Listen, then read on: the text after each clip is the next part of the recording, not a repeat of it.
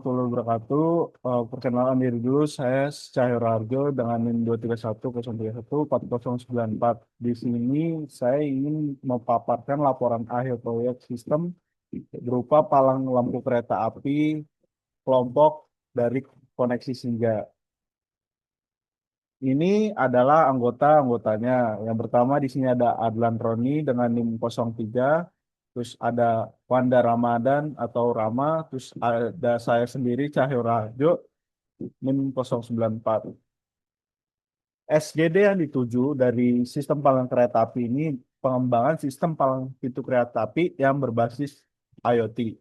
Merupakan implementasi nyata dari Sustainable Development Goals atau SDG. Inovasi ini secara spesifik mendukung SDG 9, yaitu industri, inovasi, dan infrastruktur melalui pemanfaat teknologi otomasi yang memperkuat keadaan infrastruktur. Selain itu, peningkatan aspek keamanan yang ditawarkan di sistem ini juga selaras dengan SGD yang ke-11, yaitu kota dan komunitas yang berkelanjutan. Oleh karena itu, pengembangan teknologi sangat krusial untuk menciptakan ekosistem transportasi yang modern dan aman. Untuk selanjutnya, konsep sistem dari palang kereta api, di mana ketika jaraknya senilai lebih dari 100, kondisinya aman, status palang pintunya akan terbuka, lampu peringatannya mati, buzzernya mati. Ketika lebih kecil dari 100 cm untuk jaraknya, kondisinya akan terbaca bahaya, palang pintu akan tertutup, lampu peringatan akan menyala, tetap buzzer berbunyi. Mekanisme kerja ini dikendalikan sepenuhnya oleh Arduino Uno dengan input dari sensor ultrasonik, di mana sistemnya beroperasi secara siklik dengan memancarkan gelombang ultrasonik untuk mengatur jarak objek untuk mendekati perlintasan. Berdasarkan logika yang saya sudah jelaskan tadi, sistem pertahanan kondisi aman dengan palang terbuka ini memastikan respon yang adaptif secara real time. Terus selanjutnya di sini ada desain simulasi yang mana ini ada mulai inisiasi sensor, servo, buzzer, lalu itu ada palang terbuka, buzzer mati, lalu dibaca sensor jarak, akan dihitung jaraknya apakah lebih dari atau kurang dari 100 cm. Kalau kurang kayak tadi saya jelasin. Untuk skema rangkaiannya seperti ini. Di sini ada Arduino, ada HCR, ada buzzer, ada motor servonya. Mungkin itu presentasi dari saya dan akan dilanjutkan oleh teman saya. Assalamualaikum warahmatullahi wabarakatuh. Perkenalkan, saya Adlan Nurlin Prestia dengan NIM 231031403 dari kelompok Koneksi Senja. Oke, selanjutnya di sini kita ada design dan simulation, yang mana pada sebelah kiri kita menampilkan flowchart dan pada sebelah kanan kita menampilkan desainnya. Untuk flowchartnya, dari saat mulai akan menginisiasi sensor, servo, dan buzzer, yang mana akan mengidentifikasi juga untuk palang yang terbuka, buzzer mati.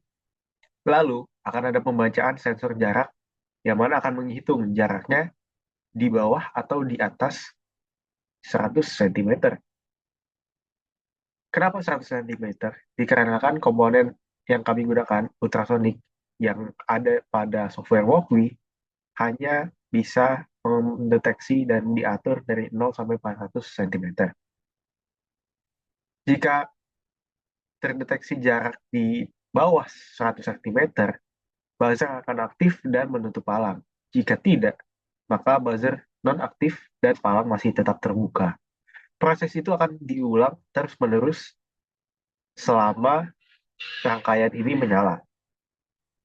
Pada sebelah kanan tertampil desain rangkaiannya seperti apa, yang mana kami menggunakan Arduino Uno dengan servo, ditambah juga dengan audio mixer atau buzzer, dan menggunakan sensor ultrasonik, yaitu sensor HCSR04. Untuk simulation videonya, kurang lebih seperti ini. Ini rangkaiannya, dan ini sebelah kiri kami ada code-nya atau codingannya.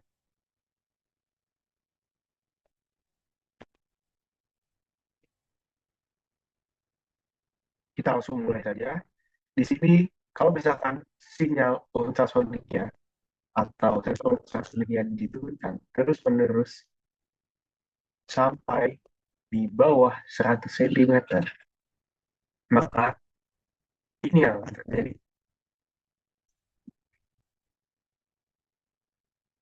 Buzzer di sini akan bunyi karena mengidentifikasi ada objek yang mendekat, yang mana akan menggunakan servo juga. Jika jarak sudah di atas 100 cm, maka buzzer akan mati dan servo akan kembali terbuka. Seperti itu.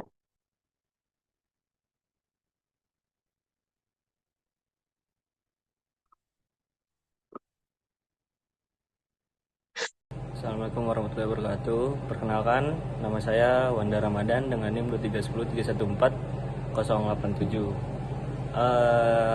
Saya anggota kelompok dari kelompok yang bernama Koneksi Senja. Warahmatullahi wabarakatuh. Jadi di sini saya akan menjelaskan tentang data result atau respon dari sistem yang dimana sistem ini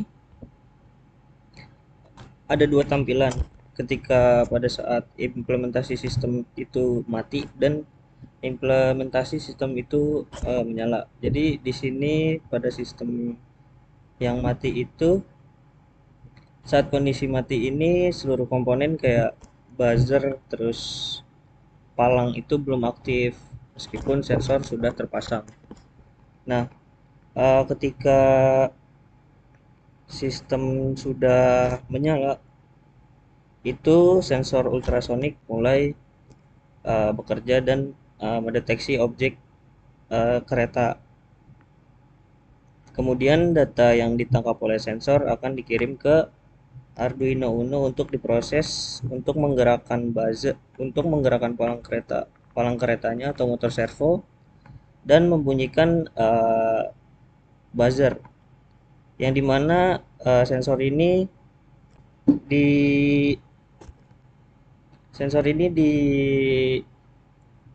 dirancang untuk mendeteksi kereta itu pada jarak 100 cm. Jadi ketika jarak belum mencapai 100 cm itu sensor tidak memberikan data kepada Arduino Uno untuk memproses ke buzzer dan motor servonya.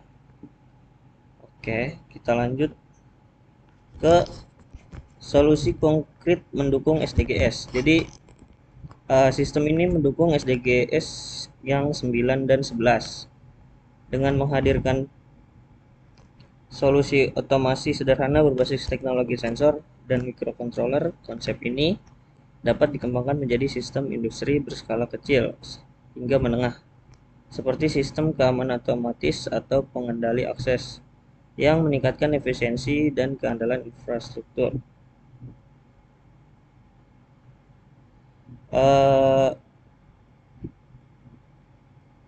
Konsep sistem ini juga memiliki potensi yang bisa dikembangkan lebih lanjut.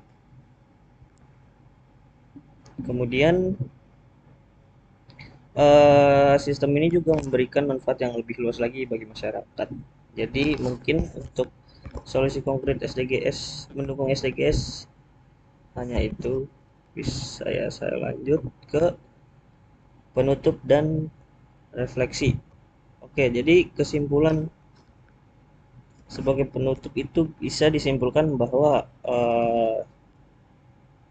prototipe ini berhasil bekerja sesuai dengan spesifikasi rancangan yang sudah kita rancang. Kemudian sensor itu mampu mendeteksi objek pada jarak kurang dari 100 cm. Kemudian microcontroller juga memicu buzzer dan penutup palangnya secara otomatis. Integrasi antara sensor dan aktuator ini terbukti efektif dalam meningkatkan keselamatan secara otomatis. Nah, kemudian ada di bagian saran. Bagian saran ini, sistem ini bisa dapat dikembangkan dengan cara menambahkan modul komunikasi Wi-Fi atau ISP 826 agar data dapat dipantau secara online. Jadi bisa dipantau dari jarak jauh lah. Kemudian menambahkan tampilan LCD atau dashboard monitoring. Terus yang ketiga itu mengintegrasikan sistem dengan aplikasi berbasis web atau mobile. Mungkin itu saja yang bisa saya dapat sampaikan. Selebihnya dan kurangnya mohon maaf. Terima kasih. Wassalamualaikum warahmatullahi wabarakatuh.